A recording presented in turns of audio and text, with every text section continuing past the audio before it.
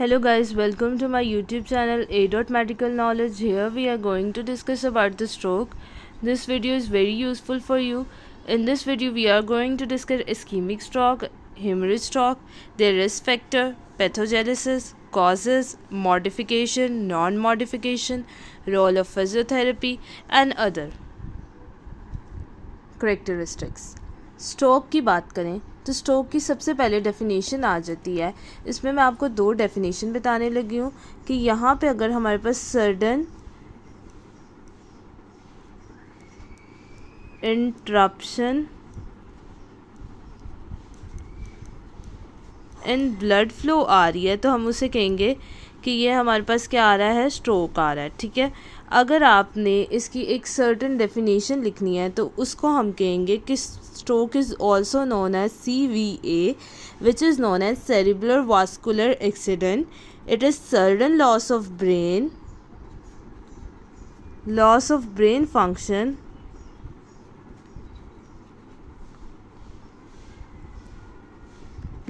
Brain function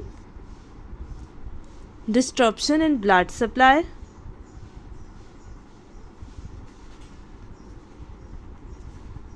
and neural change.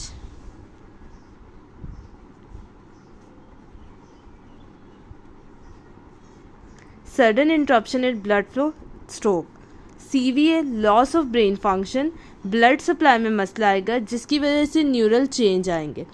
अब इसकी importance क्या हो सकती है कि अगर हमारे पास अर्ली डायग्नोसिस का हो जाए, अगर हमारे पास इसका, तो हम जो है इसको ट्रीट अच्छे तरीके से कर सकते हैं। Early diagnosis better and there is also the early and structurally rehabilitation improve the functional outcome of the stroke.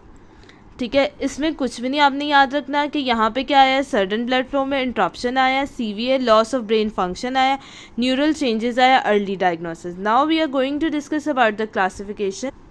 First of all, we are going to discuss ischemic stroke, which is 85% mostly affected. इसमें क्या आया कि हमारे पास obstruction आ गई blood flow में। जब blood flow में आई obstruction, क्यों आई, कॉजेज़ की बात करेंगे, क्यों हो रही है। कोई भी थ्रोम्बोसिस है, एम्बोलिज्म है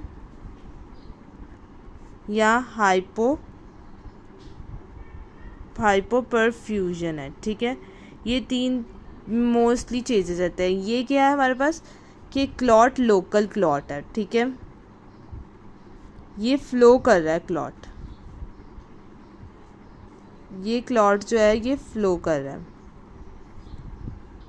इसमें हमने क्या डिस्कस किया कि ऑब्स्ट्रक्शन इन ब्लड फ्लो आया। ठीक है, ब्लड फ्लो में मसला आया तो इस्कीमिक होगा, लोकल है, थ्रोम्बोसिस है। अगर क्लॉट फ्लो कर रहा है तो इसका मतलब कि क्लॉट समवेयर एल्स मूव कर रहा है, एम्बोलिज्म है और हाइपोपरफ्यूजन की वजह से आया। Now we are going to discuss about the haemorrhage stroke. Haemorrhage stroke क्या है कि हमारे पास ब्लड वेसल ही रप्चर होगी, मोस्ट इंपॉर्टेंट लफ्ज़। ठीक है, ब्लड वेसल ही क्या होगी, रप्चर होगी। जब ब्लड वेसल रप्चर हो गया हमारे पास तो क्या होगा कि उसकी वजह से इंट्राक्रेनियल प्रेशर क्या होगा, इंट्रासेरिब्रल हेमरेज हो जाएगा। ठीक है, जिसकी वजह से सब एरिकनॉइड हेमरेज होगा। ठीक है, कॉज हुआ इंट्रा सेरिब्रल हेमरेज की वजह से हुआ। ठीक है, हेमरेज एंड सब एरिकनॉइड हेमरेज की तरफ गया। ये हमारे पास हेमरेज के क्या आ गए, कॉजेज़ आ गए। और हेमरेज जो होता है वो 15% हमारे पास हो रहा होता है। नेक्स्ट हमारे पास रिस्क फैक्टर आते हैं जिन्हें हम मॉडिफाई कर सकते हैं, सच एज हाइपरटेंशन।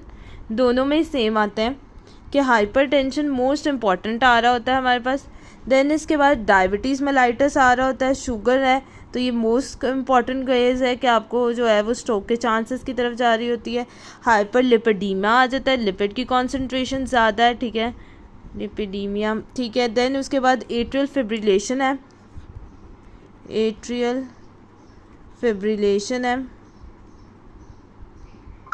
स्मोकिंग है, ओबेसिटी है।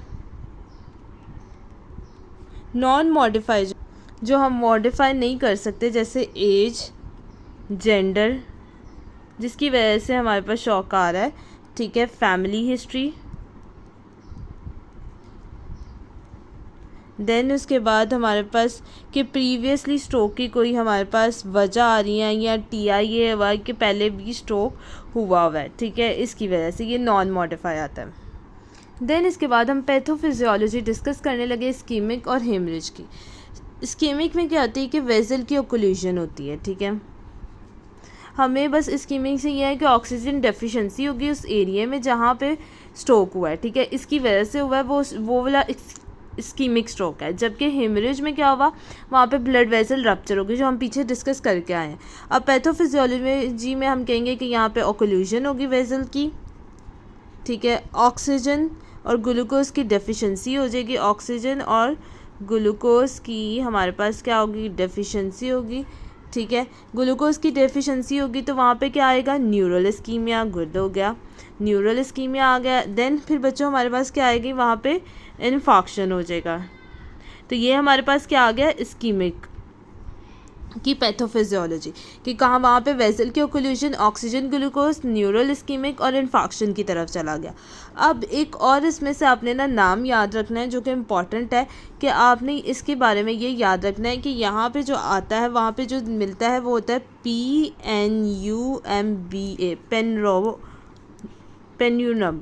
पेन्यूनम क्या होता है, ये हमारे पास क्या होता है कि वो जो एरिया, जैसे ये एरिया है जो सराउंड कर रहा है इस्कीमिक शॉक को, वहाँ पे क्या होती है, पोटेंशली साल्विजेबल हो जाता है, पोटेंशली SALVAGABL,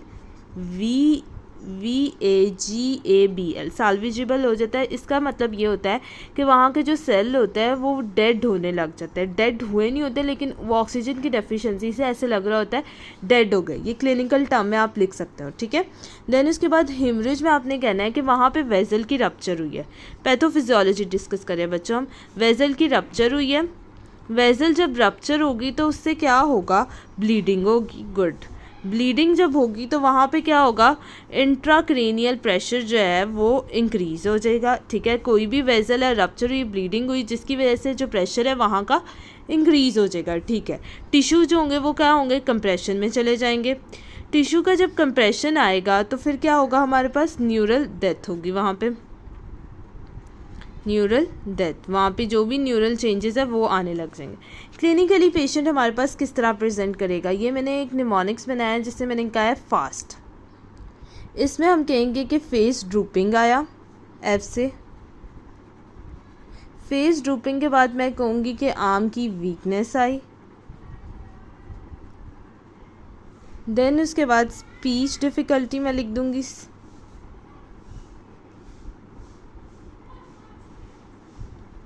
साथ में लिख दूँगी यहाँ पे टाइम टू कॉल 112 लिख दें, ठीक है, ठीक है, 11 ये एम्बुलेंस का नंबर है, ठीक है, वो करते हैं आप। इस तरह फेस ड्रूपिंग वगैरह आ गया, आर्म वीकनेस। और क्या आ सकते हैं क्लिनिकल टर्म्स में, हम कैसे इसको रिप्रेजेंट कर सकते हैं, इसी को ही हेमीप्लेजिया,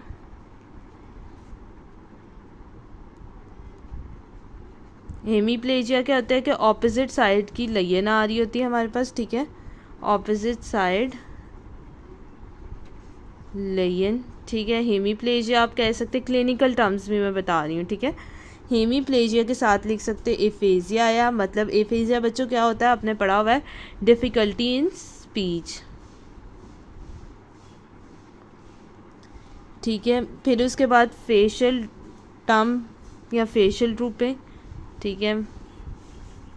देन उसके बाद आप क्या बता सकते हो कि बैलेंस में उसका मसला आएगा, पेशेंट का बैलेंस प्रॉब्लम के साथ आपके पास आ सकता है, बैलेंस इम्पेयरमेंट या प्रॉब्लम लिख लें, ठीक है। कोऑर्डिनेशन का मसला उसको होगा, साथ ही साथ आप ये भी बता सकते हैं कि साथ कॉग्निटिव प्रॉब्लम्स, साथ इमोशनल प्रॉब्लम्स जो हैं वो भी उसको आ रहे होंगे। ये हमने डिस्कस कर लिए इसके क्लिनिकल फीचर्स। अब आता है कि डायग्नोस हम इसे किस तरह कर सकते हैं, हिस्ट्री टेकिंग से, क्लिनिकल हिस्ट्री मैंने आपको पहले कहा था, और न्यूरोलॉजिकल एग्जामिनेशन। अगर आप इस तरह पेपर में प्रेजेंट करेंगे तो of course you will get a full marks, ठीक है। हिस्ट्री न्यूरोलॉजिकल सिटी स्कैन की तरफ जाएगा। सिटी स्कैन जो होगा वो हमें फ़ौरन बता देगा कि ये इस्कीमिक शॉक है कि हेमरेज शॉक है, ठीक है। अगर ब्लड वेसल उस एरिया की रप्चर हुई होगी तो हम समझेंगे कि ये देन उसके बाद MRI लगाएंगे। MRI जो होता है ना वो मोस्टली हम यूज़ कर रहे होते हैं जो अर्ली इस्कीमिक शॉक आ रहे होते हैं ना, है ना, उसमें, या शॉक में बोल रही हूँ, उसमें हम यूज़ कर रहे होते हैं, ठीक है। कुछ ब्लड टेस्ट हम लिख देंगे उनको, ठीक है बच्चों। ब्लड टेस्ट का जिक्र आपने कर देना है। डायग्नोस में कौन कौन से होंगे? ग्लूकोज के टेस्ट, अभी हमने देखा ग्लूकोज की वहाँ पे डेफिशिएंसी होगी। लिपिड का लेवल चेक कर लेंगे और कोगुलेशन प्रोफाइल चेक करेंगे कि कोगुलेशन की प्रोफाइल हमारे पास क्या आती है। साथ ही साथ हम कार्डिक इवेल्युएशन भी करेंगे जिसमें हम जो है वो ECG करवा सकते हैं, जिसमें हम चेक कर सकते हैं कि किस तरह का शॉक वगैरह है या किस तरह की वेव। अब हम इसकी मैनेजमेंट डिस्कस करने लगे जिसमें हमने क्या देना है? थ्रोम्बोलाइसिस 4.5 आवर के बाद आपने फ़ौरन थ्रोम्बोलाइसिस देना है। साथ ही साथ आपने एंटी प्लेटलेट्स देने हैं जैसे एस्पिरिन वगैरह हो गया, ठीक है बच्चों। अब कंट्रोल आपने जो है वो BP करके रखना है इसमें, ठीक है। साथ ही साथ हाइड्रेशन प्रोवाइड करते रहना है पेशेंट को। अब हेमरेज स्ट्रोक में आपने ब्लड प्रेशर सबसे इम्पॉर्टेंट, सर्जिकल इंटरवेंशन में जा रहे होते हैं क्योंकि ये जो है मोस्ट ख़तरनाक होता है ICP मैनेज। अच्छा, आप मुझे बताएं इन दोनों में से डेंजरस कौन सा है? इस्कीमिक या हेमरेज? ऑफ कोर्स हेमरेज बच्चों। हेमरेज में क्या हुआ कि ब्लड वेसल ही रप्चर हो गई है, तो इसलिए हम सर्जरी की तरफ जा रहे हैं। इस्कीमिक अगर अर्ली डायग्नोस हो जाए तो हम इसको ट्रीट कर सकते हैं। इसकी कॉम्प्लिकेशन देख लेते हैं। इसमें ना पेशेंट आएगा प्रेशर सोर्स के साथ, आपके पास प्रेशर सोर्स हो रहे होंगे इसको, ठीक है, बेड सोर्स जिसे हम कह रहे होते हैं। साथ ही साथ एस्पिरेशन निमोनिया होगा उसे, एस्पिरेशन निमोनिया, ठीक है।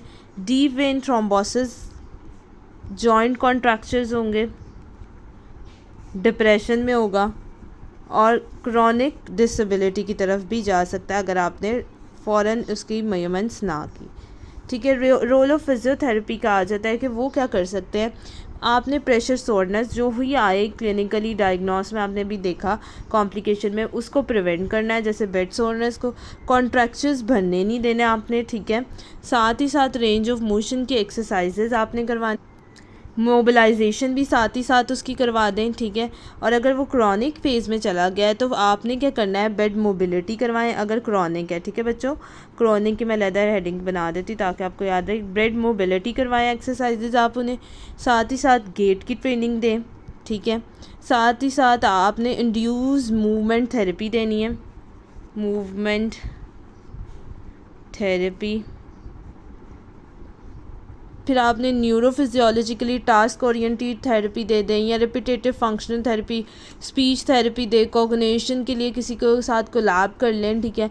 देन उसके बाद जो है स्पास्टिक लिम्स है उसके, तो उसको भी ठीक करने की कोशिश करें। प्रोग्नोसिस में ये होता है कि आपने देखना है कि टाइप उसकी कौन सा है, कोई भी स्ट्रोक है उसकी साइज़ क्या है, ठीक है। हेमरेज है तो कितने साइज़ का, इस्कीमिक है, स्पीड ऑफ ट्रीटमेंट आपका क्या है, ठीक है। प्रेजेंस आपके पास जो है वो मोडालिटीज़ या प्रेजेंस आपके पास डिवाइसेस कैसे हैं जो कि इसको ठीक करने में यादगार साबित हो सकते हैं, या रिहैबिलिटेशन किस तरह करवानी है, ठीक है। अब ना एक इम्पॉर्टेंट चीज़ आ जाती है टाइप ऑफ स्ट्रोक सिंड्रोम। जितना मैंने आपको कहा वो इनफ है, लेकिन ये समझने के लिए MCQs के लिए मैं बता देती हूँ। अगर मिडल हमारे पास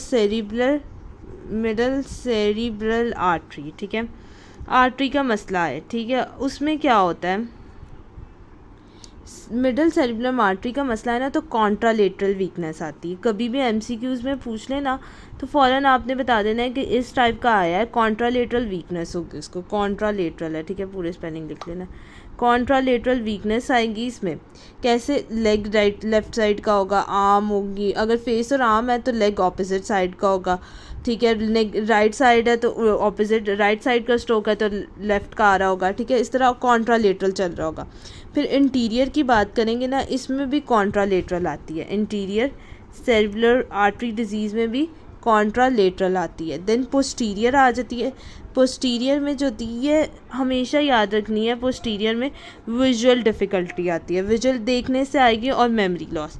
अब आपको कुछ सिनेरियो बना के दे देता है, the patient come with the memory loss and visual loss, what will your diagnosis, there is a loss of posterior cerebral artery और interior, you will say posterior क्योंकि विजुअल इसमें होती है। देन उसके बाद ना ब्रेन स्टेम स्ट्रोक आ रहा होता है, ठीक है। ये टाइप्स मैं कुछ बता रही हूँ। ब्रेन स्टेम स्ट्रोक में जो होती है ना, ये वीकनेस बायलेटरल आ रही होती है, दोनों तरफ की। अगर वो कहें पेशेंट आया है बायलेटरल वीकनेस के साथ, तो ये किसका है, तो आपने फ़ौरन जाना है मीडियल, इंटीरियर, पोस्टीरियर में से किसी का नहीं है, ये हमारे पास ब्रेन स्टेम स्ट्रोक है, ठीक है। इसे हम कहते हैं लॉक इन सिंड्रोम। क्या? Locked in syndrome.